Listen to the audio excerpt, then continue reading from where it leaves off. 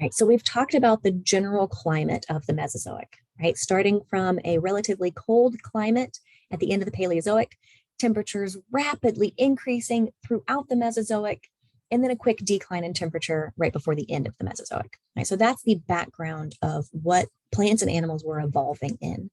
So let's talk about some of those plants and animals. First, we're going to talk about the invertebrates, meaning the animals that don't have a vertebral column, right? Don't have a spine. One of these was Fusilids. They lived in the ocean. They were shelled creatures, but they kind of looked like grains of rice. Also Trilobites, which we've talked about before. Both of these things, which in the Paleozoic had dominated the oceans, failed to survive the extinction at the end of the Paleozoic. And even the groups that did manage to persist into the Mesozoic, there were only a few surviving species, right? Which meant that there was this huge almost empty ocean that was just ready to be filled by adaptive radiation of new organisms. Right? So during the early Triassic, invertebrates started to evolve and repopulate very rapidly. We're going to go through a lot of these invertebrates. As we go through, keep in mind that I don't necessarily care if you know the exact name of every single organism we're about to talk about. Instead, I care that you know about general trends. Okay. And if you do need to know the exact name of something, I'll let you know in class. All right, so the first invertebrate that became very popular was bivalves. Bivalves just meaning two halves to a shell, right? Bivalves became increasingly common in the Middle Triassic in marine realms. They dominated the sea floor. Among the most successful bivalves were oysters. Some oysters actually had these odd conical curling shells that resembled like corals or snails. These species no longer exist today. They were called rudistids. Now we just have modern oysters, but oyster shapes at this time were really weird. Also during this time, we got corals. Modern corals called scleractinids were abundant during the Mesozoic in these warm, shallow seas.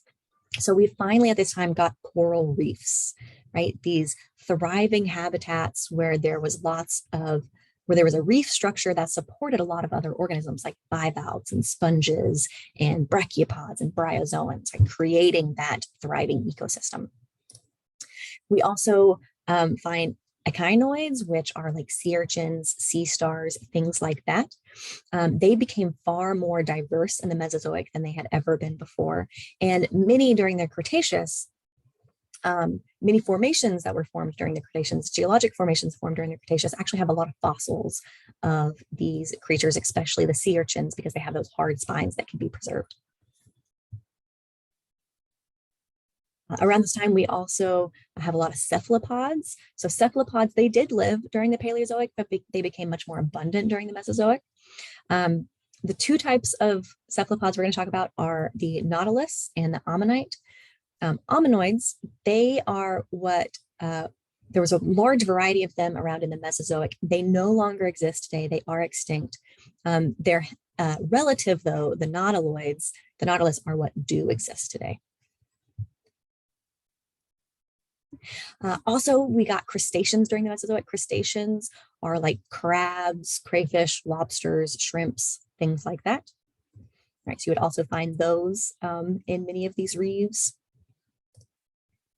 But we also have more smaller creatures, the single-celled creatures, the protists. Some examples of those were forams, which are short for foraminifera.